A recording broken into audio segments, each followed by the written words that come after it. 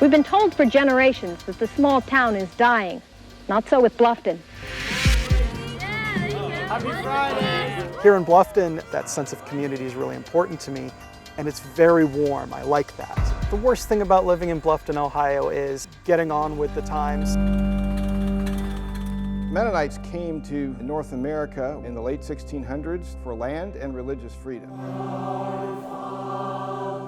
Mennonites were sometimes more open to being more integrated into their surrounding communities.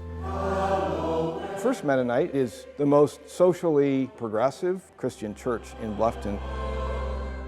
This is a congregation, for example, that has adopted an LGBTQ inclusive statement.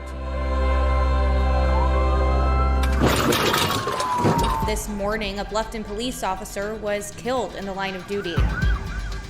Officer Francis went out there and attempted to deploy stop sticks, and he was struck and killed. The guys who were in the car and driving the car were black kids. First thing that ran into my mind was this was going to be a racial problem. I was hearing about what kind of memorial they wanted to do for him. The main idea from the community was they wanted to paint a thin blue line down the middle of Main Street. I just couldn't stand by without saying that has been the sign of the white nationalists.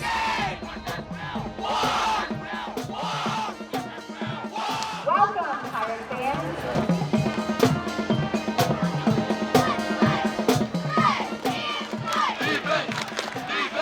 Come on, guys, first quarter, 2 turnovers.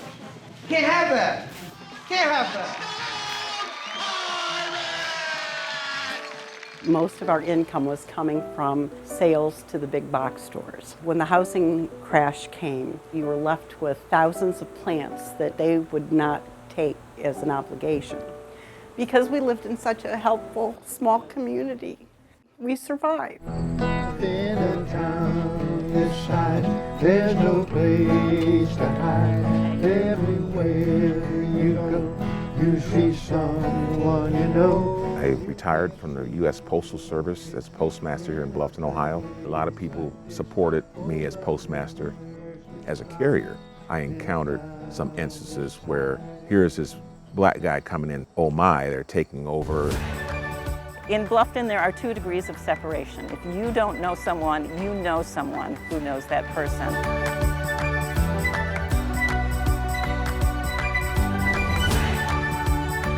It appears as though the people of Bluffton are aware of the peculiar values of their small town, and they're working to preserve it for the future.